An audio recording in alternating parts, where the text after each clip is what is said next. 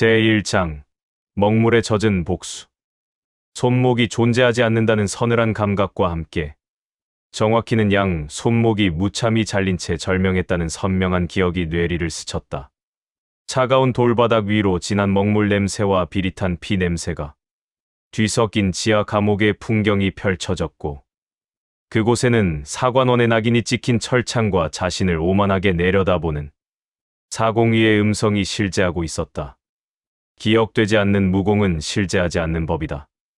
내가 붓을 들어 너라는 존재를 지우는 순간, 너는 이 세상에 태어난 적조차 없는 무가 된다. 그 아나무인 격인 선언이 귓가에 끔찍한 이명처럼 남아 진동하고 있었다. 화오는 번쩍 눈을 떴다. 천장의 풍경은 방금 전까지 보았던 기억 속의 지옥과는 판이하게 달랐다. 낡은 나무 결 아래 연기에 거무스름하게 그을린 석가래가 시야를 지나갔고, 창문 틈으로는 따스한 아침 햇살이 가늘게 비쳐들고 있었다. 황급히 손을 들어 올리자 그곳에는 두 손이 온전하게 붙어 있었으며, 손가락 끝에는 붓을 오래 쥔 화공 특유의 딱딱한 굳은 살이 잡혀 있었다. 화우는 손등에 묻은 희미한 먹물 자국과 검지 끝의 굳은 살, 그리고 손목 안쪽을 박동하며 지나는 선명한 핏줄을 한동안 넋을 잃은 채 응시했다. 전생의 마지막 순간에 사공위의 수하가 이 손목을 무자비하게 비틀고 서늘한 칼날을 내리쳤던 그 감각이 여전히 생생했으나, 지금의 손목은 더없이 매끄럽고 온전했다. 그곳은 묵향각 견습생들의 유숙소였으며, 시기는 그의 나이 19살의 화창한 봄날이었다. 그는 한동안 미동도 하지 않은 채 폐부 깊숙이 숨을 들이쉬었다. 방 안에는 그윽한 먹물 냄새와 마른 나무 냄새, 그리고 건조한 종이와 아궁이에서 피어오른 재 냄새가 뒤섞여 있었을 뿐, 죽음의 악취는 어디에도 존재하지 않았다. 화오는 천천히 몸을 일으켜 방 한가운데 놓인 연상 앞에 정좌한 뒤 붓 세 자루와 벼루 하나, 먹 두 장과 빈 종이 묶음의 배치를 차분히 훑었다. 모든 기물들이 전생과 갈무리한 듯 똑같았기에 겉으로 보기에 달라진 것은 아무것도 없어 보였다. 허나 진정으로 달라진 것은 오직 자신 안에 내재되어 있었다. 그는 벼루의 먹을 갈며 양손의 힘을 고르게 실었다. 먹이 서걱거리며 갈리는 소리가 방 안의 정적을 메우는 동안, 화오는 전생의 참혹한 기억들을 차갑게 정리하기 시작했다. 견습생의 신분에서 사관원의 대필 화공으로 강제로 끌려갔던 일과, 타인의 절약을 위조하며 연명하던 나날들, 그리고 그들의 부당한 요구를 거부한 대가로 손목이 잘려 죽음에 이르기까지의 과정은 한 점의 흐릿함도 없이 선명했다. 그토록 뼈에 사무치는 원한 앞에서도 붓을 쥔 손은 추호도 떨리지 않았다. 사관원 지하의 습한 냉기 속에서 느꼈던 극심한 통증과 사공위의 살벌한 눈빛, 그리고 비겁하게 고개를 돌리던 사형의 모습까지 또렷했으나, 붓을 쥔 손길은 기이할 정도로 침착했다. 화오는 빈 종이 위에 점 하나를 찍었으나 당장 아무런 이적도 일어나지 않았다. 전생에서 살기 육화의 경지를 각성한 것은 모든 것을 잃고 명줄이 끊어지던 찰나였기에, 지금 당장 그 능력이 발현되지 않는 것은 지극히 당연한 이치였다. 하지만 이번 생은 시작 전부터가 근본적으로 달랐다. 화오는 전생에서 목격했던 천하제일인의 초식과 기라성 같은 고수들의 움직임, 그리고 묵향각을 찾았던 수많은 무인들의 비전절기를 전부 기억하고 있었다. 그림으로 무공을 완벽히 재현할 수 있다는 깨달음은 비록 죽음의 문턱에서 얻은 뒤늦은 영호였으나, 이미 머릿속에 각인된 그 천기들은 절대로 사라지지 않았다. 그는 지금 이 자리에서 자신의 능력을 증명하기로 결심했다. 화오는 붓에 검은 먹물을 듬뿍 적셔 종이 위에 날카로운 직선 하나를 그었다. 특별히 힘을 주지 않았음에도 종이 끝에서 튕겨나간 먹물 한 방울이 파공성을 내지르며 허공을 가로질러 맞은편 벽에 박혔다. 단단한 나무 벽에는 먹물 자국과 함께 깊숙한 구멍이 뚫려 있었다. 아무런 초식 없이 단순한 선 하나를 그었을 뿐이었으나, 몸 안에 응축된 살기가 먹물을 타고 흘러들어 파괴적인 실체가 된 결과였다. 그의 능력은 이미 완성되어 있었다. 죽음의 문턱까지 다시 갈 필요도 없이 전생의 처절한 기억이 이미 영혼의 살기를 새겨놓았으며 사관원 지하에서 응축된 원한은 견습생의 미미한 내공으로도 충분히 발동되었다.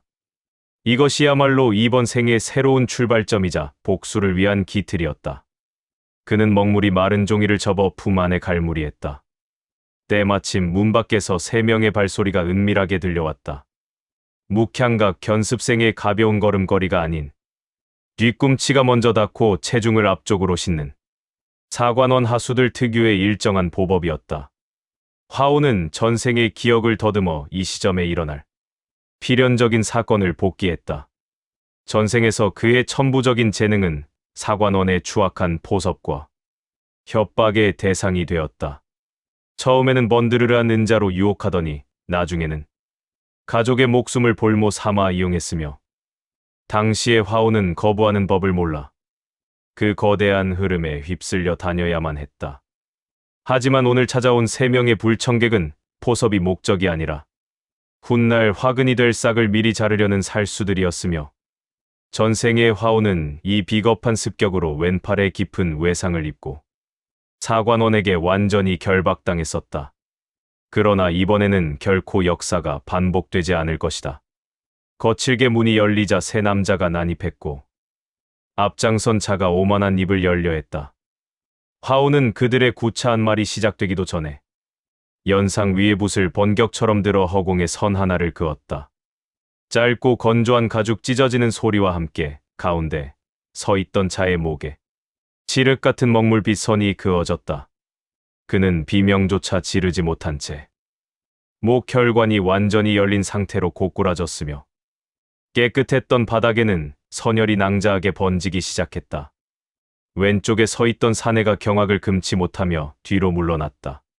제 의지와 상관없이 벌벌 떨리는 다리와 날카로운 붓끝을 향한 시선 사이에는 오직 생생한 공포만이 서려 있었다.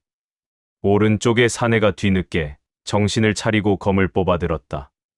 화오는 아까 접어두었던 종이를 다시 꺼내 그 위에 2개의 빗금을 교차하여 신속하게 그었다. 그 순간 응축된 먹물이 서슬퍼런 검강의 형태로 실체화되어 공간을 가르며 날아갔다. 검을 반쯤 치켜들었던 사내는 흉골이 처참하게 함몰된 채 그대로 뒤로 나자빠졌으며 더 이상의 미동은 없었다.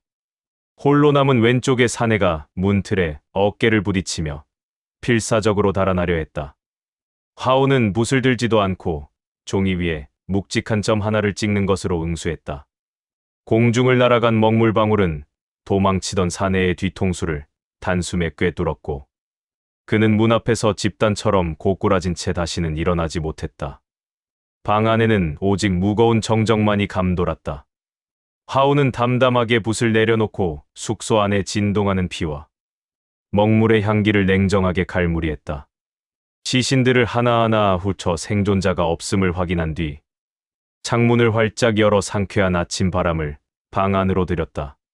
처음 사람을 죽였던 전생에서는 반년 동안이나 손이 떨리고 악몽에 시달려 잠을 이루지 못했으나 지금의 화오는 더 이상 티끌만큼도 흔들리지 않았다.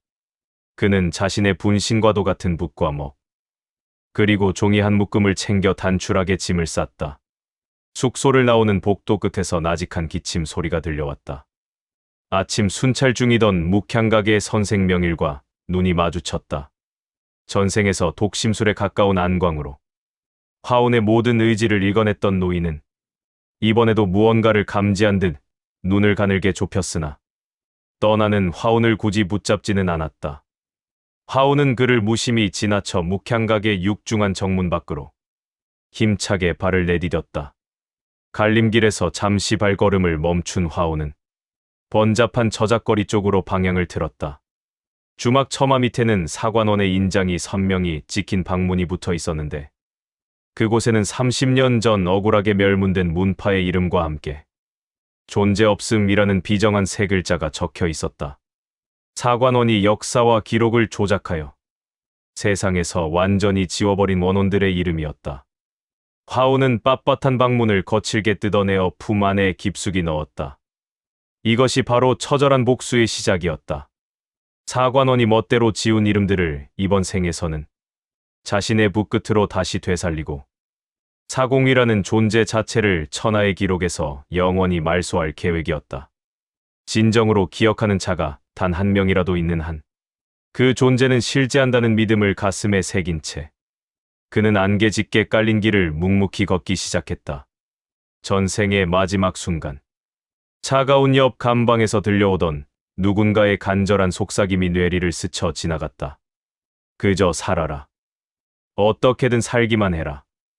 화우는 그 정체 모를 목소리의 주인을 이번 생에서는 필히 찾을 수 있을지도 모른다는 희망을 품으며 북쪽을 향해 거침없이 걸음을 옮겼다. 그의 원수인 사관원은 바로 그곳에 도사리고 있었다. 제2장 안개. 새벽 안개가 채 걷히지 않은 북문밖대로 위로 화운이 천천히 발을 떼었다. 서두르지 않고 걷는 그의 등 뒤로 누군가 추격해올 것임을 이미 전생의 기억을 통해 예견하고 있었다. 사관원은 수화를 잃으면 반드시 확인과 처리를 위해 후속 인원을 급파하기 마련이라. 첫 번째 3인이 귀원하지 않으면 두 번째는 5인을 보내고 그마저 실패하면 전혀 다른 방식을 취하곤 했다. 화우는 대로 옆 처마 밑에서 걸음을 멈추었다. 품 안에서 탈취한 방문을 꺼내 펼치자 문파 이름 아래 존재 없음이라는 세 글자가 선명히 드러났고 먹물이 균일하게 눌린 흔적은 판각이 아닌 붓으로 직접 써 내려간 것임을 증명했다. 사관원 기록실에서 자주 접하던 익숙한 필체를 확인한 화우는 다시 방문을 접어 품에 넣었다. 그가 다시 걸음을 이었다. 북문을 빠져나와 50보를 채 지나기 전 보폭이 넓고 체중이 실린 5명의 기민한 발소리가 고막을 두드렸다. 그들은 단순히 거리를 좁히려는 것이 아니라 앞질러 퇴로를 차단하려는 듯 움직였고 2인은 수풀로 우회하고 나머지 3인은 대로를 따라 직선으로 쇄도했다. 전생의 화우는 바로 이 지점에서 추격대에게 붙잡히고 말았다. 왼팔을 잡힌 채 속수무책으로 끌려갔던 그때의 내공은 견습생 수준에 불과했으며 살기 육화조차 깨우치지 못한 채 그저 그림이나 그리는 아이에 지나지 않았다. 그렇게 끌려가 이용당하다 비참한 죽음을 맞이했던 과거와 달리 지금의 그는 걸음을 늦추지 않은 채 허리에서 붓을 꺼내들었다. 대로 오른쪽 돌담 앞에서 방향을 꺾는 찰나였다. 숲에 매복해 있던 이인이 뛰쳐나오려 하자 화우는 허공에 가로선 2개를 신속히 그었다. 순간 먹물이 선을 따라 실체화되며 대기를 갈랐다. 나뭇가지 하나가 부러지는 미미한 소리만 들렸을 뿐 숲을 너머에서는 더 이상 아무런 기척도 흘러나오지 않았다. 이제 남은 자는 3인이었다. 앞을 가로막은 자가 검을 뽑으려 하자 화우는 종이 위에 간격을 좁히며 내려오는 빗각의 사선 3개를 그어내렸다. 먹물이 공기를 가르는 예리한 파공음과 함께 앞선 자의 가슴에서 선혈이 치솟았고 그는 검을 반도 뽑지 못한 채 무릎을 꿇고 쓰러졌다. 뒤따르던 둘 중 하나가 겁에 질려 발을 멈추었다. 손을 떨며 한 발짝 물러난 사내의 시선이 화운의 붓끝과 바닥의 시신 사이를 어지럽게 오갔으나 차마 입 밖으로 비명을 내뱉지는 못했다. 옆에 있던 자가 먼저 도끼를 품고 달려들었다. 양손으로 돌을 쥐고 대각선으로 내리치는 궤도를 읽어낸 화운이 붓을 들어 수직선 하나를 긋자 먹물이 강철처럼 응고되며 돌을 튕겨냈다. 손목이 꺾이는 비명 같은 소리와 함께 적이 비틀거리는 찰나 화우는 종이 위 점 하나를 찍어 그의 이마를 단숨에 꿰뚫었다. 마지막 하나가 남았다. 그는 전신을 떨며 검을 치켜든 채 제자리를 지켰고 화우는 그의 소매 안쪽에서 전생에 자신이 복종했던 사관원의 문양을 가만히 응시했다. 화운이 다시 붓을 들었다. 허공을 가른 수평의 선 하나가 적의 목을 스치고 지나가자 이내 검이 바닥에 떨어지는 금속음이 정적을 깨뜨렸다. 대로에 무거운 정적이 내려앉았다. 대로 위에 3인, 숲을 가장자리에 2인까지. 총 5인의 시신을 뒤로 한 채 화우는 붓을 소매에 닦아 넣었다. 아침 안개 속에 행인 하나 없는 길을 확인한 그가 다시 발을 내디뎠을 때 뒤편에서 가볍고 느린 발소리 하나가 들려왔다. 멈추지 않아도 된다. 낮고 건조한 노인의 목소리에 화우는 걸음을 멈추고 뒤를 돌아보았다. 낡은 도포 차림의 명일이 빈손으로 대로 한가운데 서서 다섯 구의 시신을 훑은 뒤 아무런 표정 없이 화운과 눈을 맞추었다. 따라온 거냐? 화운의 물음에도 명일은 대답 대신 숲으로 걸어가 시신의 소매에 새겨진 사관원 문양을 확인하고는 다시 입을 열었다. 사관원 사람들이다. 알고 있다. 그 능력 몇 년이나 됐냐? 질문의 의도를 되새기며 화운이 잠시 침묵하자 명일은 물러서지 않고 화운의 눈동자 속에서 무언가를 읽어내려는 듯 집요하게 시선을 고정했다. 상대의 심중을 꿰뚫는 독심술의 눈빛이었으나 명일의 눈은 화운의 기색 앞에서 잠시 흔들리더니 이내 굳어버렸다. 그는 무언가 깨달은 듯 다음 말을 골랐다. 사관원이 다음에는 더 강한 고수를 보낼 거다. 그것도 알고 있다. 잠시 이어진 침묵 속에서 안개에 쌓인 두 사람과 다섯 구의 시신만이 대치했고 먼저 정적을 깬 것은 명일의 제안이었다. 묵향각으로 돌아올 생각은 없느냐? 없다.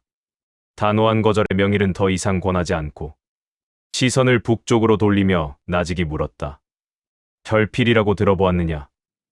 화운의 손이 붓끝에서 멈추었다. 전생에서 공포를 먹고 강해지며 한 문파를 몰살했던 사관원의 도살단 수령. 그 이름이 벌써 거론된다는 사실은 상황의 급박함을 의미했다. 사흘 전부터 저작거리에 소문이 돌고 있다는 명일의 말에는 누가 어떤 의도로 정보를 흘렸는지 알 수 없는 의구심이 담겨 있었다. 이름만으로 상대를 움츠러들게 하는 것이 결필의 무기지만 너는 그렇지 않더구나. 소문을 왜 나한테 말하는 거지? 명일은 대답 대신 소매에서 청운이라는 이름과 객점의 위치가 적힌 쪽지를 꺼내 던졌고 그것을 받아든 화운에게 자신이 직접 쓴 것이니 가보면 알게 될 것이라 덧붙였다. 왜 나를 돕는 거냐? 내가 돕는 게 아니라 내가 가려는 경로가 마침 내가 가고 싶었던 길이었을 뿐이다. 화운은 더 대꾸하지 않고 쪽지를 품에 넣은 채 돌아섰으며 명일의 발소리는 안개 속으로 점차 멀어져 갔다. 북쪽 셋째 갈림길까지는 한식경 거리였다. 화운은 걸으며 방금의 교전을 되짚어 보았고 살기 육화가 견습생의 몸에서도 수직과 사선에 따라 완벽히 실체화되는 것을 확인하며 내공이 쌓인 뒤에 위력을 가늠했다. 전생에서 보았던 천검승의 초식이나 고수들의 절기를 그림으로 재현할 수 있다는 확신이 있었으나 아직은 몸이 버틸 수 있도록 내력을 더 쌓아야 했다. 그는 서두르지 않고 목적지에 닿았다. 좁은 돌담길 끝 낡은 객점 앞에는 서 있는 것만으로 공간을 압도하는 거구의 산에 청운이 무표정하게 서 있었다. 전생의 지하 감옥에서 맞을수록 단단해지는 신체를 가졌던 그를 떠올린 화우는 명일이 이미 이틀 전부터 그를 이곳에 배치했음을 알게 되었다. 회기와 무관하게 명일의 계획은 이미 진행 중이었다. 화운과 청운은 서로를 응시하며 짧은 확인만을 주고받았고 린이 퍼뜨릴 소문이 앞으로 자신의 그림에 어떤 위력을 더할지 예감하며 객점 문을 밀었다. 사관원의 다음 보고가 올라가고 결필이 움직이기 시작하겠지만 공포를 먹고 사는 자에게 두려움 없는 화우는 가장 치명적인 상극이었다. 이번 생에서 혈필을 두려워할 이유는 없었다. 제3장 청운. 린이 객점에 들어선 것은 한식경이 지난 뒤였는데 소매가 넉넉한 옷을 입은 그는 들어서자마자 창가 쪽을 확인하고는 화운의 앞에 앉았다. 그는 아무 말 없이 청운을 한번 바라보았고 침묵의 무게가 탁자 위로 무겁게 내려앉았다. 린이냐? 화운이 먼저 정적을 깨자 린의 시선이 그에게 고정되었다. 맞아요. 북문 밖 대로에서 5명을 처리했다는 소식은 들었어요. 소문이 벌써 돌았느냐? 제가 돌렸거든요. 린은 그것이 당연하다는 듯. 붓을 든 견습생이 칼 한 번 쓰지 않고 사관원 5을 도살했다는. 풍문을 퍼뜨린 집안 시진이 되었다고 덧붙였다. 그 순간 청운이 질문하듯 탁자를 두드렸다. 소문이 퍼지면 사관원이 더 크게 움직인다. 화온의 우려 섞인 말에도 리는 물러서지 않았으며 오히려 사관원을 광장으로 끌어내 숨어서 하던 짓을 들키게 만드는 것이 목적이라며 소문이 쌓이면 현실이 된다는 말을 남기고 입을 다물었다. 화온은 린을 응시했다. 전생의 기억 속에서 그는 이 기틀의 끝을 이미 보았는데 화공으로서의 허명이 쌓인 뒤 그림으로 불러낸 존재의 공력이 소문이 없을 때와는 비교도 안 될 만큼 강력해지는 섭리를 이해하고 있었다. 설명하기 어려운 방식으로 이름은 곧 실력이 되었다. 사관원 분소 위치를 아느냐? 린이 품에서 꺼내 탁자에 놓은 도면은 간략했으나 북동쪽 20리 지점을 가리키는 정보는 충분했다. 그는 오늘 안에 중급 고수 한 명이 장계를 확인하러 이동한다는 전언까지 덧붙였다.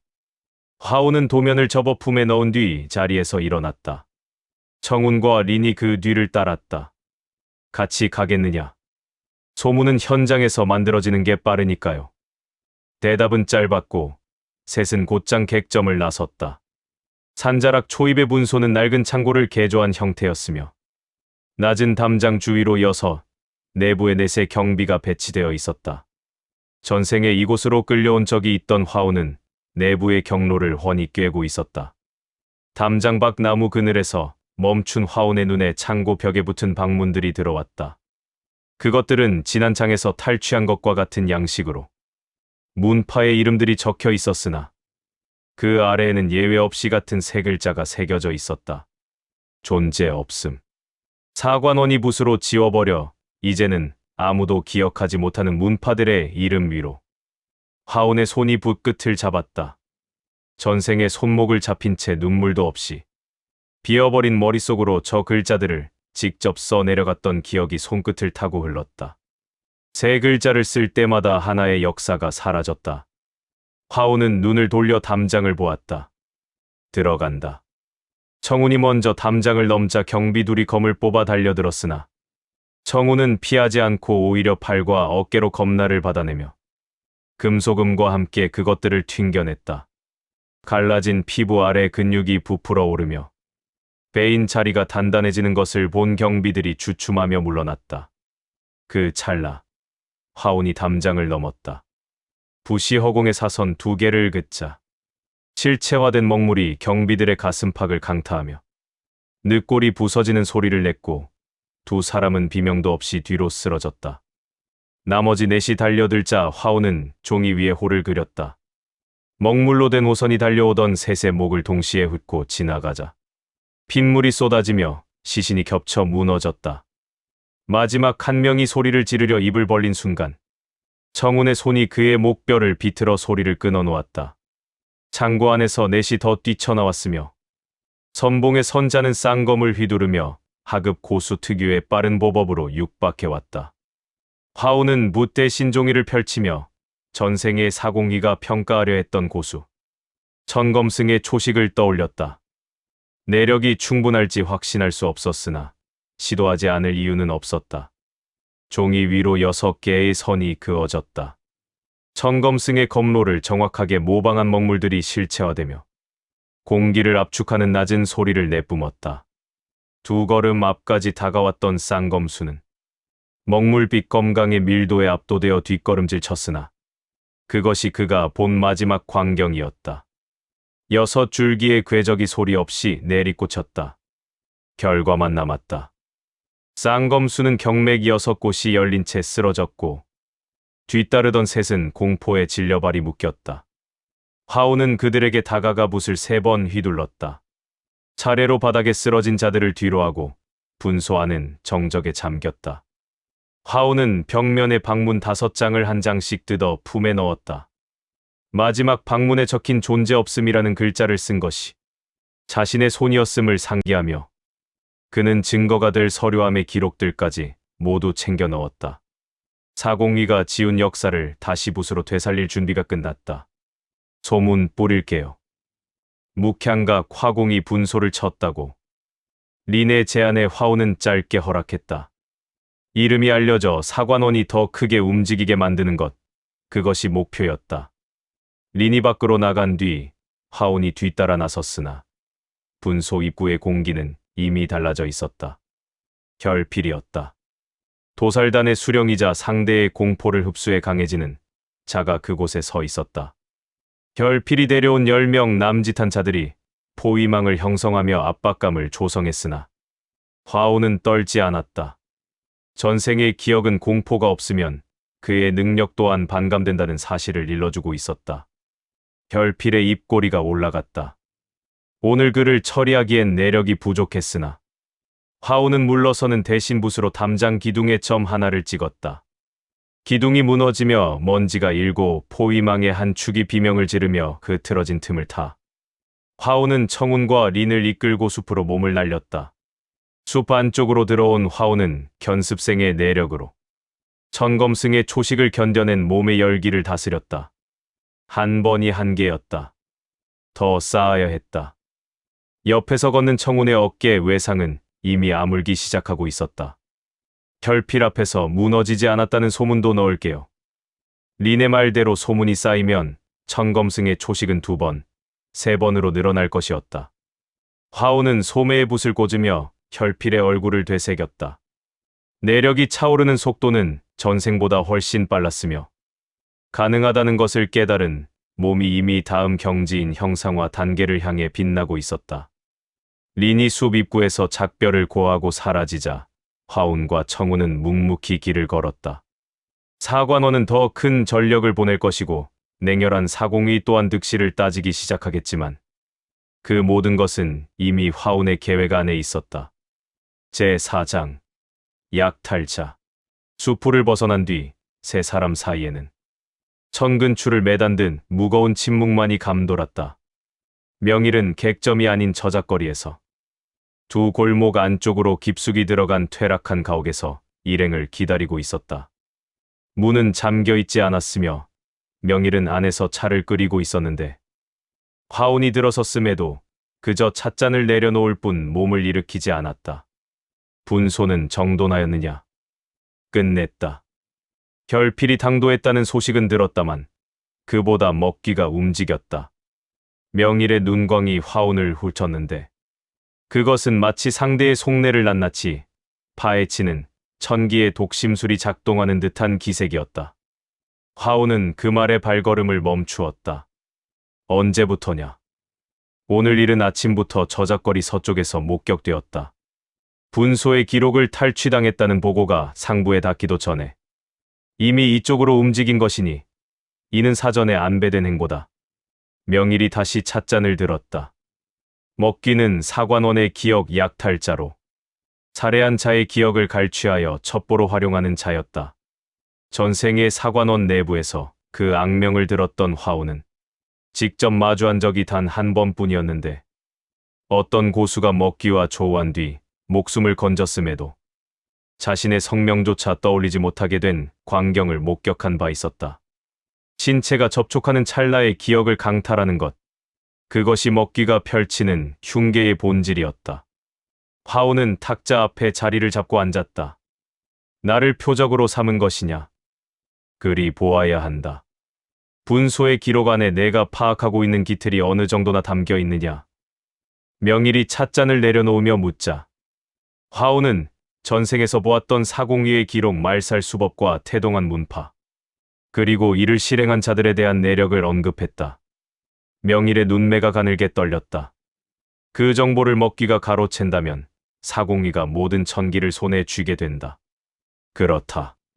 그러면 어찌할 셈이냐? 들어오게 두어라. 화운의 단호한 일갈에 명일은 말을 멈추었고 청운 또한 기색을 죽인 채 움직임을 멈추었다. 화운은 품 안에서 분소의 기록들을 꺼내 탁자 위에 올려두며 먹기의 약탈이 접촉을 전제로 한다는 점을 역으로 이용하겠다는 의중을 내비쳤다. 전생의 기억을 되짚어보면 약탈은 일방적인 흐름이 아니었으며 기억을 앗아가는 순간 빼앗기는 쪽의 잔상이 역류하여 흘러들어가는 이치였다. 화우는 자신이 보여주고 싶은 전생의 고통, 즉 사관원 지하 감옥의 서늘한 냉기나 손목이 잘려나가던 순간에 참혹한 감각을 역방향으로 밀어넣을 안배를 세웠다. 그때 명일이 자리에서 일어났다. 창문 쪽이다. 기와 위에서 신형이 이동하는 미세한 파공음이 들려왔다.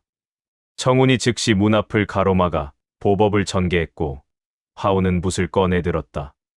창문이 열리며 안면을 천으로 가린 왜소한 최고의 인물이 질풍처럼 침입하여 명희를 향해 손을 뻗었다. 청운이 그 앞을 가로막았다. 먹귀의 손이 기억을 낚아채기 위해 청운의 팔을 붙잡았으나 청운의 안색에는 아무런 변화가 없었다. 간수로 명을 이어가며 죄수들의 무공을 몰래 훔쳐 익혔던 청운의 과거는 사공위에게 무용통치한 잡학에 불과했기에 매앗을 가치가 없는 기억을 마주한 먹귀의 손은 허공에서 갈 길을 잃고 멈출 뿐이었다. 먹귀의 시선이 화운에게로 옮겨졌다. 화운은 붓을 휘두르지 않은 채 먹귀를 향해 유유히 걸어가 먼저 손을 내밀었다.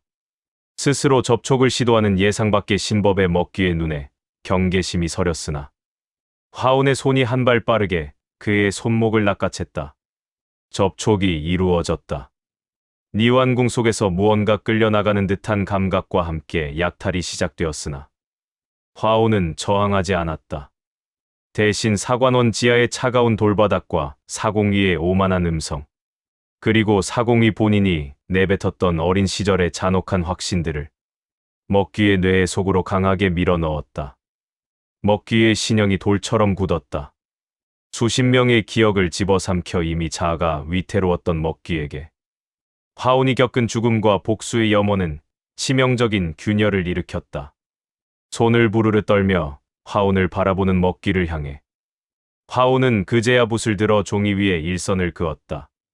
응축된 묵향의 공력이 비산하여 먹귀의 오른쪽 어깨뼈를 박살내었고 비명조차 지르지 못한 채 물러서는 그의 목 옆으로 두 번째 획이 스쳐 지나가며 혈관 옆 살갗을 갈랐다.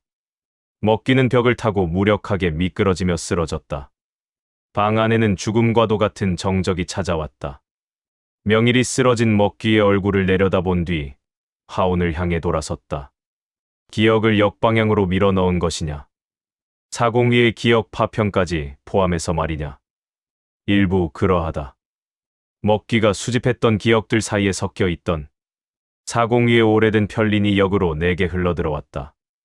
화운이 붓을 소매에 꽂으며 답하자 명일의 눈에 날카로운 기광이 서렸다. 화운은 탁자에 앉아 머릿속에 침투한 조각들을 정리했는데 그것은 사공위가 처음으로 타인의 흔적을 지우며 현실을 비틀려 했던 소년 시절의 단면이었다. 화운은 악인의 사정을 안다 하여 천기의 흐름이 달라질 것은 없다고 판단하며 그 내력을 명일에게 누설하지 않았다. 이미 말살된 이름들과 잘려나간 자신의 손목만으로도 증오의 기틀은 충분했기 때문이다. 화운은 서류를 명일 쪽으로 밀며 사관원의 이동 경로와 담당자 명단을 정밀하게 분석해야 한다고 일갈했다. 명일이 서류를 훑아 담당자 성명란에서 시선을 멈추었다. 이 이름들 중에 낯익은 자가 있느냐? 일부는 전생에 함께 필묵을 다루었던 화공들이다. 아직 생존해 있는지는 확신할 수 없다. 이 담당자들의 명단이 곧 사공위의 단독 범행이 아니라는 확고한 증거다. 이것이 강호 무림에 공표되면 제 이름이 적시된 자들은 생존을 위해 내부에서부터 요동치기 시작할 것이다.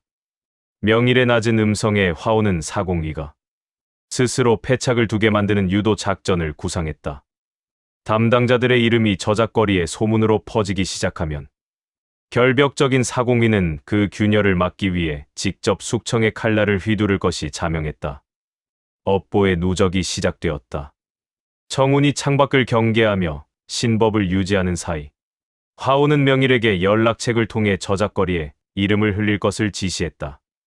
명일이 고개를 끄덕였고 화우는 저물어가는 창밖의 풍운을 바라보았다. 먹귀의 미기환을 감지한 사공희가 다음 수를 계산하겠지만 냉혈한 합리주의자에게 계산 밖의 변수가 닥칠 때 어떤 파멸이 기다리는지 화우는 이미 골수에 새기고 있었다. 강한 공력을 지닌 패를 보낼수록 더 많은 치부가 드러날 것이며 그것은 결국 되돌릴 수 없는 패배의 기틀로 쌓일 뿐이었다. 화오는 손에 쥔 붓에서 배어나오는 묵향과 방 안에 진동하는 피비린내가 뒤섞이는 것을 느꼈다. 전생의 지하 감옥과 흡사한 취기였으나 그것을 마주하는 화온의 안광은 그때와는 판이하게 달랐다. 이번만은 모든 것이 달랐다. 제5장 가짜 역사의 종말. 담당자의 명단이 저작거리에 풀린 것은 자정이 지나기 전이었으며 린이 직접 묵서로 필사한 16장의 종이는 주막 기둥과 약방 처마 그리고 포목점 담벽에 나란히 나붙었다. 이름 아래에는 그들이 지운 문파의 기록과 서류에 인장을 찍은 시기 그리고 지시를 내린 배우가 상세히 적혀 있었는데 필체는 거칠었으나 그 내용은 가히 정밀했다. 분소에서 탈취한 서류 속 수결과 대조하면 어느 것 하나 부인할 수 없는 증거들이었기에 소문은 새벽이 오기도 전에 동문에서 북문까지 거침없이 번져나갔다. 화오는 명일의 가옥 2층에서 창밖 저작거리를 내려다보며 먹을 갈았고 벼루 가득 차오른 먹물은 미세한 파문을 만들며 표면으로 번져나갔다. 그 파문을 고요히 지켜보던 화온이 입을 열었다. 사공위가 오늘 안에 숙청을 시작한다. 명일이 소리 없이 찻잔을 내려놓았다. 담당자의 이름이 저자에 돌면 그 자들은 도망치거나 입을 여는 두 가지 선택밖에 할 수 없고 사공위는 그 둘 중 어느 것도 용납하지 못할 것이오. 그래서 먼저 자르겠지. 자르면 잘린 자들은 살기 위해 더 많은 것을 폭로하게 될 것이다. 화오는 붓에 먹물을 넉넉히 적시며 서늘하게 덧붙였다. 내가 손 쓸 필요도 없이 그는 저 혼자 무너질 것이다. 명일은 대답이 필요하지 않은 말이라 여겼는지 입을 다물었고 대신 화온의 옆 얼굴을 오래 살피다 창밖으로 시선을 옮겼다. 독심술의 안광이 무언가를 읽었다. 거두어들이는 기색이 스쳤으나 화온은 그 시선을 느끼면서도 등을 돌리지 않은 채 서 있었다.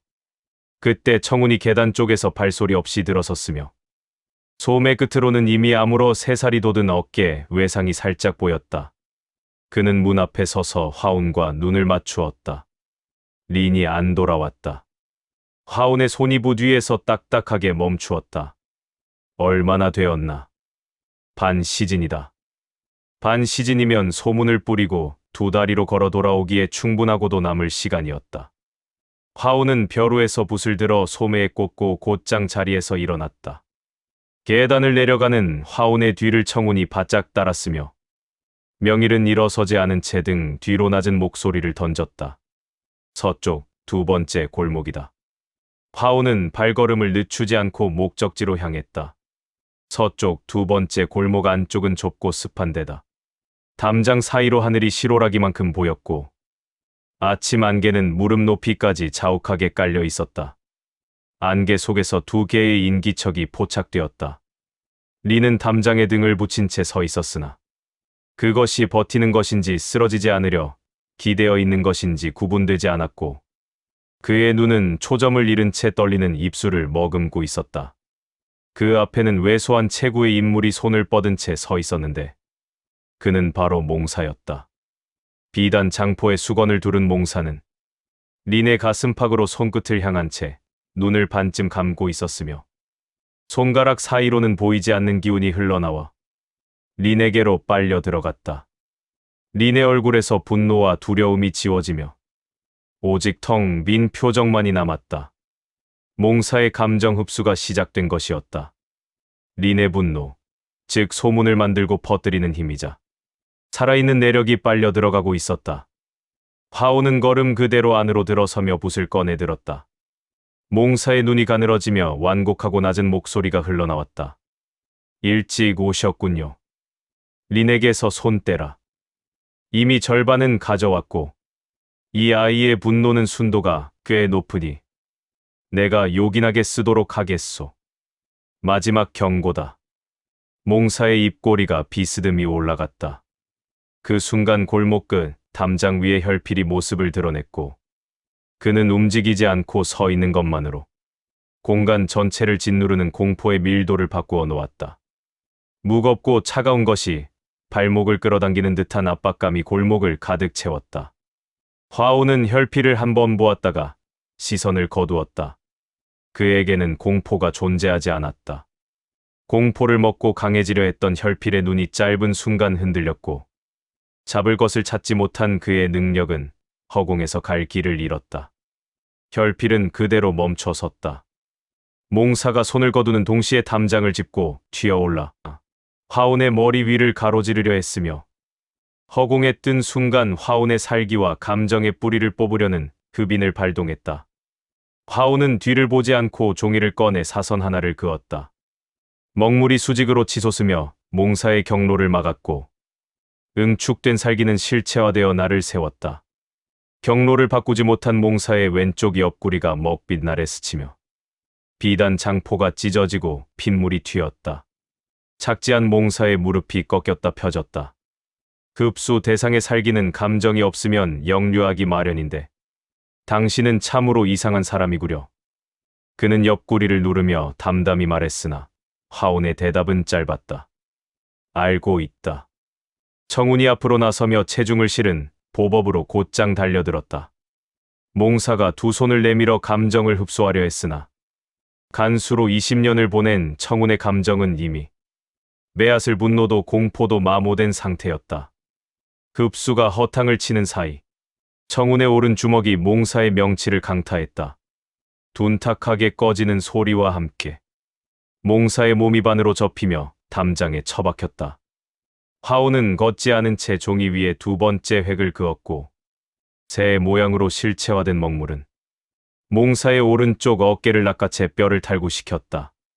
몽사는 비명조차 지르지 못한 채 쓰러지면서도 린을 향해 왼손을 뻗었다. 남은 절반마저 가져가려는 시도였으나 화운이 그 경로를 막아섰다. 몽사의 흡수가 화운에게 닿는 순간 사관원 지하의 냉기와 손목이 잘리던 감각이 역류하여 그에게 흘러들어갔다. 이미 수십 명의 감정을 삼켜 자아가 위태로웠던 몽사에게 그 죽음의 무게는 붕괴의 일격이었다. 담장 위 혈필은 움직이지 않았다. 몽사를 건질 연료인 공포가 이 골목 안 누구에게도 존재하지 않았기 때문이었다. 혈필은 소리 없이 한 발짝 물러나며 사라졌다. 화운은 몽사를 내려다보았다.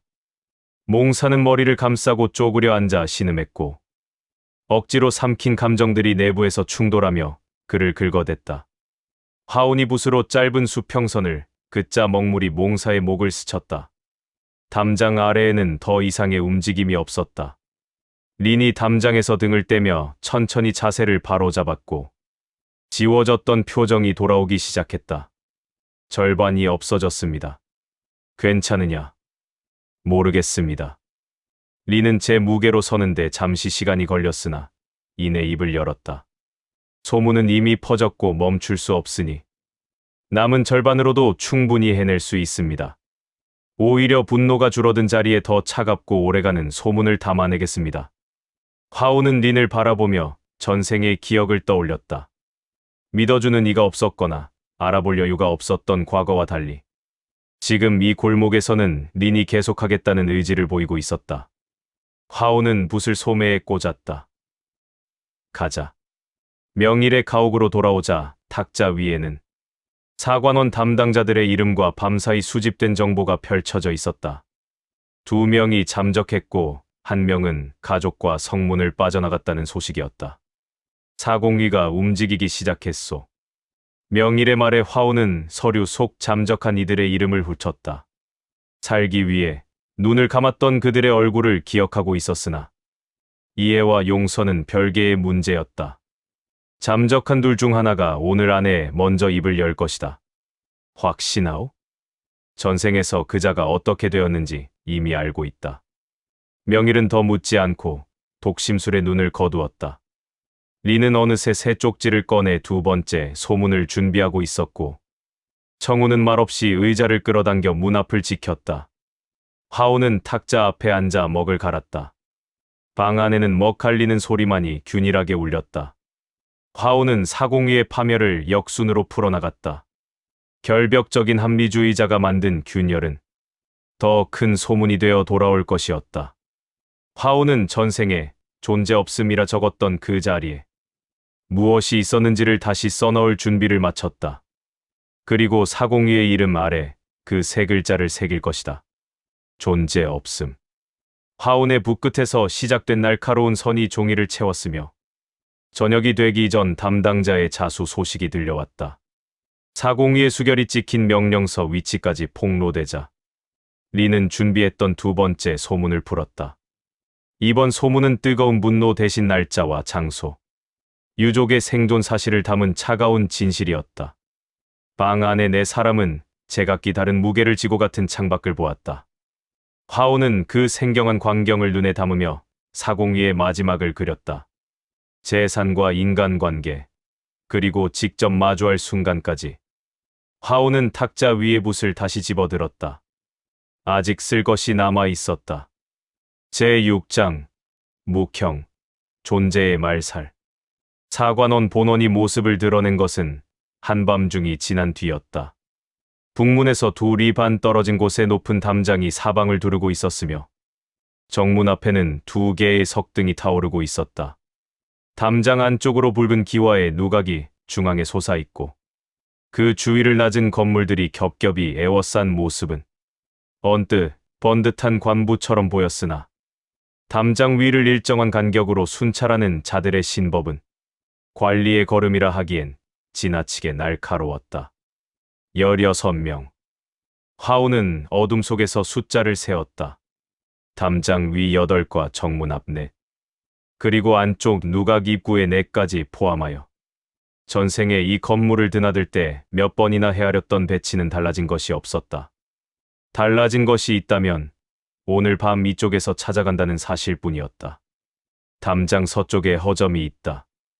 화운의 말에 청운이 고개를 끄덕였고 명일은 이미 어둠 속 어딘가에 자리를 잡았으며 리는 북문 쪽 저작거리에서 사관원 본원이 오늘 밤 습격당한다는 마지막 소문을 뿌리고 있었다. 소문이 현실이 되기 전 이미 퍼지기 시작하면 내일 아침 사람들이 두 눈으로 확인하게 될 것들의 무게가 달라지기에 화오는 붓을 꺼내 들었다.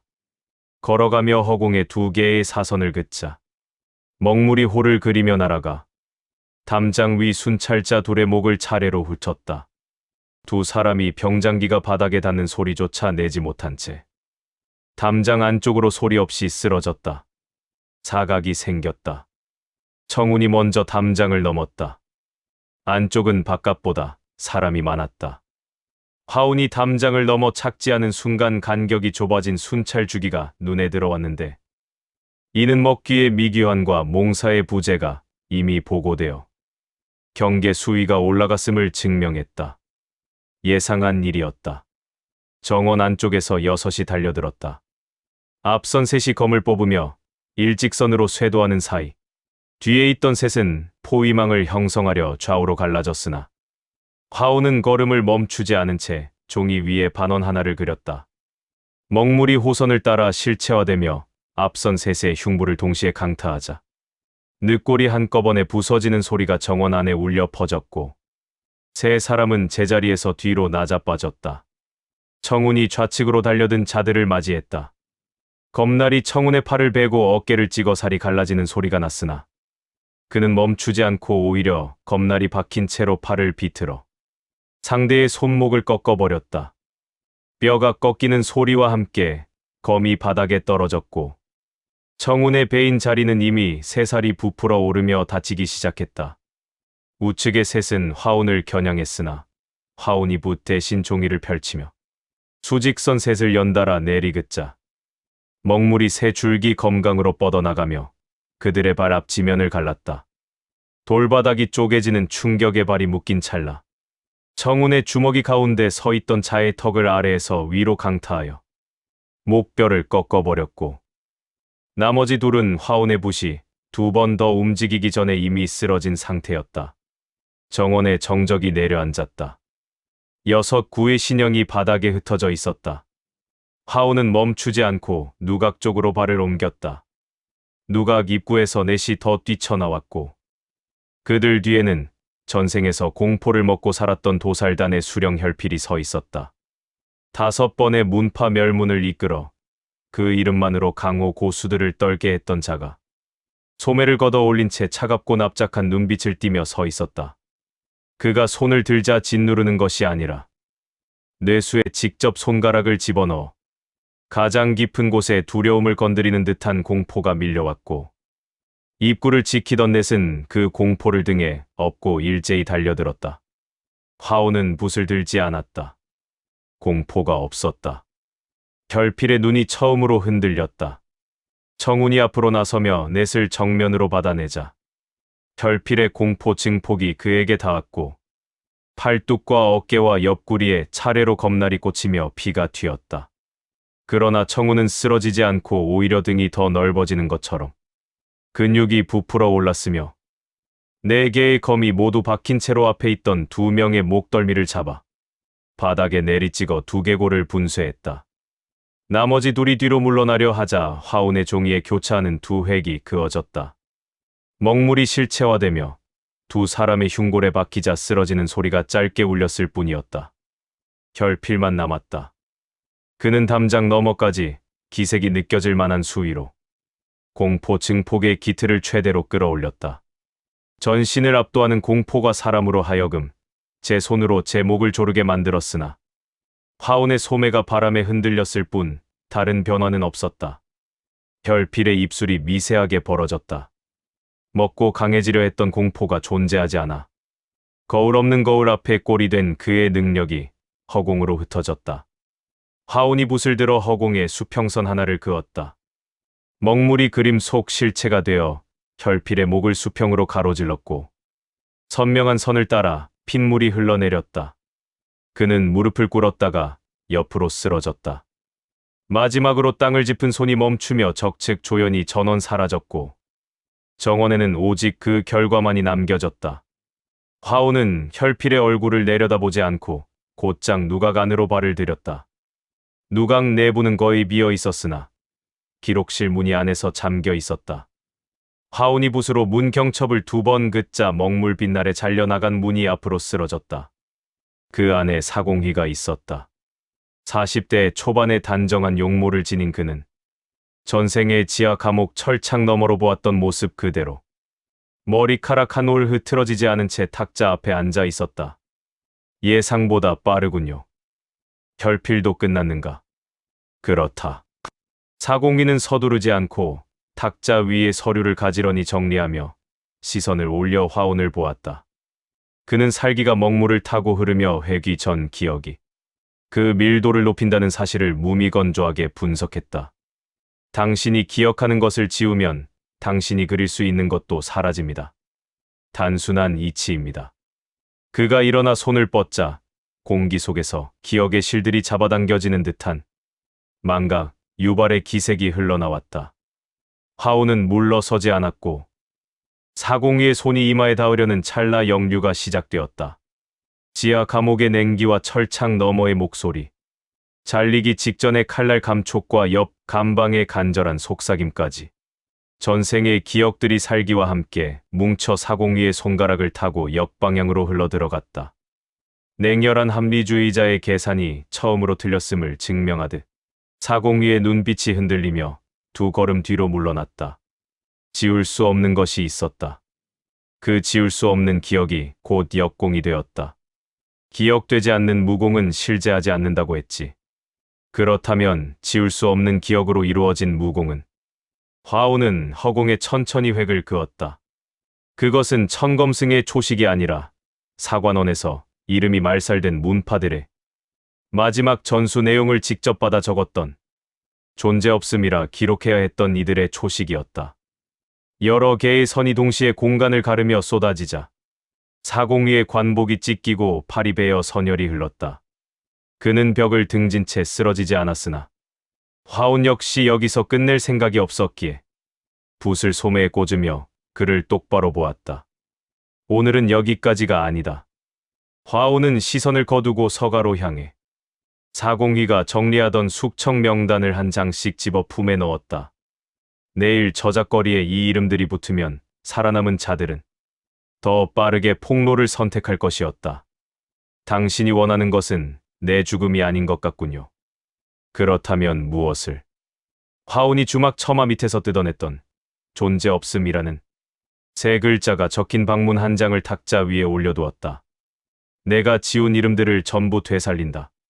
그리고 내 이름 아래에 이 세 글자를 쓴다. 402의 안면에서 처음으로 계산이 아닌 다른 감정이 스쳐 지나갔다. 화오는 그것을 알 필요도 없다는 듯 기록실을 나왔다. 누각 밖에서 온몸에 외상을 입은 청운이 기다리고 있었고, 화오는 정원 중앙에 잠시 멈추어 16명의 시신과 혈필, 그리고 선혈을 흘리며 서 있을 402를 떠올렸다. 모든 패를 꺼냈으나 모두 무위로 돌아간 합리주의자에게 다음 수는 없었다. 402 한 명만을 살려둔 설계된 결과 위로 린의 발소리가 들려왔다. 끝났어요. 소문에 뭐라고 넣을까요? 석등의 불빛이 정원 바닥을 비추는 가운데 화오는 담장 위를 보았다. 사관원 본원이 묵향각 화공의 손에 쓰러졌다고 전하라. 결필의 죽음도 함께 넣어라. 린이 소문을 적기 시작하는 사이 명일이 담장 위에서 내려와 402가 스스로 강호에 나와 이쪽을 직접 끝내려 할 것이라 예측했다. 화오는 고개를 끄덕이며 소매에서 붓을 꺼내 쥐었다. 내력이 차오르는 속도가 달라지며 형상화 단계가 완성되었고, 이제 전생의 초식들을 재현할 때 미숙한 몸이 겪던 한계는 사라져 있었다. 402가 나오면 끝낼 수 있었다. 화오는 정원을 등지고 담장을 향해 걸었으며 뒤에서 청운과 린과 명일의 발소리가 따라붙었다. 밤이 아직 남아 있었다. 제7장 화신의 심판. 402가 직접 움직인다는 사실을 명일이 가장 먼저 감지하였다. 사관원 본원을 벗어난 지 채 1시경도 되지 않은 시점이었다. 명일은 발걸음을 늦추지 않은 채 낮게 읊조렸다. 북쪽 두 번째 길목이다. 혼자가 아니야. 화오는 방향을 바꾸지 않았고 오히려 걸음은 조금 더 느려졌다. 냉혈한 합리주의자인 402가 감정을 배제하고 직접 출동했다는 것은 계산이 완전히 틀어졌음을 의미하였다. 본원이 뚫리고 혈필이 처단되었으며 망각의 마공마저 영류로 돌아온 상황에서 그가 내린 결론은 오직 자신뿐이었다. 그는 지금 이 방법 외에는 선택지가 없다고 판단하고 있었다. 이미 늦었다는 사실을 그는 아직 모르고 있었다. 북쪽 두 번째 길목은 양쪽이 높은 담장으로 막힌 좁고 긴 막다른 길이었다. 402가 이 장소를 선택했다는 사실은 그가 여전히 이 상황을 통제할 수 있다고 믿고 있음을 시사하였다. 화오는 망설임 없이 그 길목으로 걸어 들어갔다. 길목 끝에는 이미 관복을 갈아입어 선열의 흔적조차 없는 402가 서 있었다. 소매의 매듭조차 흐트러짐이 없는 그는 붕괴한 자의 모습이 아니었으나 계산이 닿지 못해 허공을 맴도는 눈동자만은 달랐다. 그 뒤로는 외부에서 급히 소집된, 본원에서는 볼 수 없었던 고수 6이 포진해 있었다. 화운이 길목 중간에서 멈춰 서자 뒤에서는 청운이 입구를 막아섰고 명일은 담장 위로 자리를 잡았다. 린은 화운의 부름에 담장 너머 어딘가에서 린의 짧은 대답이 돌아왔다. 여기 있어요. 402의 시선이 화운에게 고정되었다. 당신이 원하는 것이 기록이라면 협상할 수 있습니다. 사관원의 모든 서고를 공개하고 이름들을 돌려드리는 것도 가능합니다. 화오는 대답하지 않았다. 침묵 속에 402의 손이 소매 안을 훑고 나왔으나 아무것도 쥐지 않은 빈손이었다. 하지만 그 손끝에서부터 공기를 바꾸는 망각 마공의 최고 출력이 흘러나오기 시작하였다. 기억과 기억 사이의 연결이 느슨해지며 방금 전의 생각조차 손가락 사이로 빠져나가는 감각이 엄습하였다. 기초 무학의 기틀이 낮은 무인이라면 자신의 이름조차 떠올리지 못했을 수이었다. 화운의 붓을 쥔 손이 천천히 올라갔다. 화운의 뇌 속에서 살기가 꿈틀거리기 시작하였다. 망각의 힘이 기억을 지우려 파고들수록 그 저항의 힘은 오히려 살기의 밀도를 높였고 전생의 기억은 사라지는 대신 더욱 선명해졌다. 지하 감옥의 냉기, 손목이 잘리기 직전의 감각, 그리고 옆 감방에서 들려오던 목소리가 먹물처럼 번졌다. 그저 살아라. 어떻게든 살기만 해라. 전생에서 끝내 찾지 못했던 그 목소리의 주인이 누구인지는 여전히 알 수 없었다. 그러나 그 말만은 살아남아 사공이가 지우려 할수록 더욱 또렷한 살기가 되어 화운의 부 끝에 맺혔다. 화운이 종이 위에 첫 획을 내려 그었다. 망각의 힘이 닿는 순간 그것은 지워지는 대신 전생의 기억 속에 잠들어 있던 정보들을 토해내기 시작하였다. 사관원이 말살했던 문파들의 이름과 그들의 마지막 전수 내용, 그리고 화운이 직접 받아 적었던 초식들이 실체화되었다. 획 하나가 그어질 때마다 말살된 이름이 공중에 떠올랐고, 획이 쌓일수록 이름들은 겹쳐지며 거대한 초식의 형상을 갖추었다. 사공위가 평생을 바쳐 지워왔던 모든 것들이 화운의 부 뒤에서 되살아나고 있었다. 사공위의 손이 멈추었다. 망각의 힘을 연료 삼아 지울수록 더 많이 증식하는 먹빛 초식들이 무수한 선이 되어 공간을 채웠다. 이것은 명백한 자업자득이었다. 지우는 것이 역할이었던 자가 그 30년의 공력으로 오히려 지워졌던 것들을 되살려내고 있었다. 사공위가 한 발짝 물러나며 처음으로 계산이 배제된 목소리를 냈다. 이것은. 화운은 대답 대신 붓을 휘둘렀다. 뒤에 서 있던 6명의 고수를 향해 공중의 먹빛 선들이 방향을 꺾었고 늑골이 부서지는 소리가 연달아 울려 퍼졌다. 6명은 단 한 명도 다시 일어나지 못한 채 쓰러졌다. 길목 안에는 화운과 사공이만 남았다. 사공이는 물러설 곳 없는 막힌 담장을 등진 채 전신에서 망각의 기운을 끌어올렸다. 공기 자체가 무거워지는 압박감 속에서 화운은 한 걸음씩 앞으로 나아갔다. 뇌수에 직접 닿는 망각의 힘이 사관원에서의 나날과 살기가 스민 순간들을 뿌리째 뽑아내려 하였다.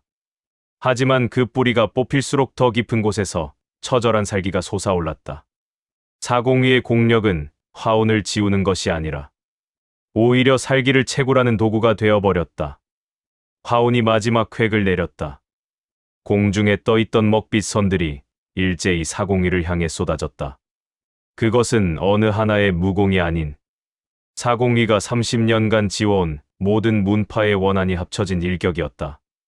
관복이 찢기고 팔다리가 꺾인 사공위가 담장을 등진 채 바닥으로 미끄러졌다. 화운은 쓰러진 사공위 앞에 멈춰섰다. 그의 눈에서 오만과 계산이 완전히 사라진 것을 확인한 화운은 품에서 존재 없음이라 적힌 낡은 방문을 꺼내 바닥에 깔았다. 그리고 붓을 들어 그 세 글자 위에 새로운 선을 덧칠하였다. 내가 지운 것들을 내가 다시 쓴다. 화운은 지워진 문파의 이름을 선명히 박아 넣은 뒤 방문지 귀퉁이에 사공위의 이름과 기록 말살자라는 네 글자를 새겼다. 사공위의 눈에서 정체 모를 눈물이 흘렀으나 화운은 확인하지 않은 채 마지막 획을 마쳤다.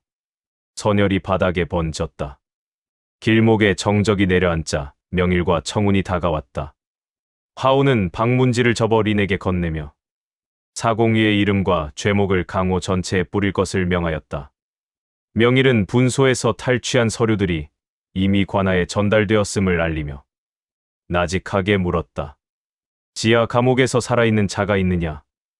화운은 전생의 기억을 따라 본원 지하로 향하였다. 자물쇠를 부수고 들어선 어두운 감옥 내부. 세 번째 감방 안에는 눈이 살아있는 한 노인이 기대 앉아 있었다.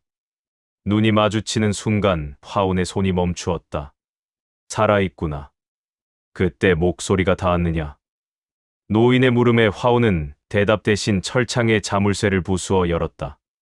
스스로 일어난 노인과 화운이 좁은 감방 앞에서 마주 보았다. 화운은 노인이 읊어주는 이름을 종이 위에 정성껏 받아 적었다. 그것은 전생과 이번 생을 통틀어 단 한 번도 살기를 씻지 않고 그어본 적 없는 지극히 순수한 선이었다. 화운은 먹물이 마르기를 기다려 종이를 품에 넣고 지하를 빠져나왔다. 새벽이 오고 있었다. 저작거리에는 이미 린이 퍼뜨린 소문이 번져 사관원의 이름이 기록 말살자의 죄목과 함께 나붙기 시작하였다. 명일과 청운, 린, 그리고 노인까지 5사람이 되어 새벽길을 걸었다. 화운은 품 안의 종이를 손끝으로 짚었다. 전생에서 한 번도 기억되지 못했던 이름이 이제 누군가의 몸에 지니어진 채 실제하고 있었다. 기억하는 자가 단 한 명이라도 있는 한 그 존재는 사라지지 않는다는 믿음이 증명되는 순간이었다. 화오는 멈추지 않고 발을 옮겼다. 제8장 영원히 기록될 이름. 새벽이 오기 직전 하늘이 가장 어두운 시간이었다. 5사람이 저작거리 골목을 걸었으며 화온이 앞장을 서고 청운과 명일 그리고 린이 그 뒤를 차례로 따랐다. 지하 감옥에서 걸어 나온 노인은 오래 갇혀 있어 쇠약해진 다리로 청운의 팔을 붙잡은 채였으나 느린 걸음에도 결코 멈추는 법이 없었다. 앞을 보며 걷는 화온의 품 안에는 아까 지하 감옥에서 받아 적어 이제는 먹물이 완전히 마른 종이가 들어 있었다. 그는 굳이 종이를 꺼내 확인하지 않았는데 이미 손끝에 그 묵직한 기록의 무게가 고스란히 남아 있었기 때문이었다. 명일이 낮게 목소리를 깔며 사공희가 아직 길목 안에 있다는 사실을 알렸다.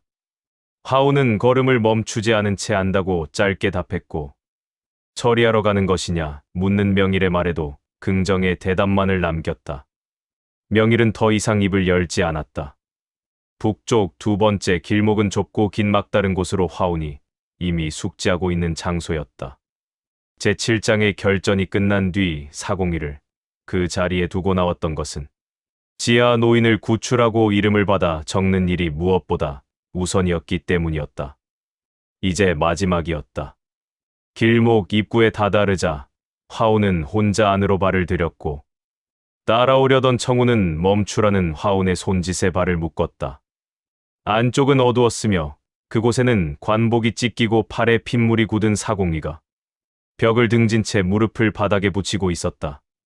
일어서려 해도 다리가 말을 듣지 않는 듯 보였으나 화온을 마주한 그의 눈만큼은 여전히 계산을 멈추지 않은 채 생존의 기회를 엿보고 있었다. 그는 마지막 순간까지 자신의 안위만을 세마는 자였다. 사공희가 입을 열어 기록과 이름들을 얻었으니 자신을 살려두는 것이 사관원 내부의 정보와 원본 서고를 얻는데 더 이득이 될 것이라 설득하기 시작했다. 기록 복원을 원하는 당신에게 자신이 반드시 필요할 것이라며 이용 가치를 피력하던 그의 말은 화온이 품에서 꺼내 보인 종이 앞에서 맥없이 끊겼다. 거기에는 이미 봉인 경로와 서고의 위치, 접근 방식까지 상세히 적혀 있었다. 사공희의 눈이 그 종이를 담는 순간 평생을 이어온 그의 계산이 처음으로 멈췄다. 30년이요. 30년을 이 일에 바치며 기록이 세상을 움직이고 붓이 검보다 강하다는 것을 증명해 왔으니 내가 틀리지 않았소. 사공희의 낮은 목소리에 화오는 그 사실을 알고 있다고 답하면서도 틀리지 않았어도 잘못되었다는 서늘한 일가를 던졌다. 화온이 붓을 들어 종이 위 사공희의 이름 아래 마지막 획을 긋자 선명한 먹물이 종이에 박히며 세 글자가 완성되었다. 존재 없음. 사공희의 몸이 앞으로 고꾸라지며 더 이상의 움직임을 멈췄다. 화온은 종이를 접어 품에 넣고는 뒤돌아 길목을 빠져나왔다. 저작거리가 완전히 깨어날 무렵 화온은 혼자였고 거리 곳곳에는 사관원 수장의 이름과 그가 지운 기록들이 담긴 린의 소문들이 방자와 같이 붙기 시작했다. 누군가 방을 뜯으려 시도했으나 16장의 기록이 각기 다른 자리에 이미 자리를 잡은 뒤였기에 그것들을 전부 없애기란 불가능했다. 한편 객점에서는 노인이 맞은편의 빈자리를 앞에 두고 오래도록 먹지 못했던 국을 아주 천천히 음미하고 있었다. 화오는 그 자리에 없었다. 그는 어디로 갈지 정하지 않은 채 방향만을 잡고 북쪽 대로를 걷고 있었는데 사관원이 지운 이름들 중에는 아직 그가 찾아내야 할 더 오래된 기억들이 남아 있었기 때문이었다. 전생에서 손목이 잘린 채 죽어가던 순간 옆 감방에서 들려왔던 그냥 살아서 견디라던 그 목소리를 화오는 기억했다.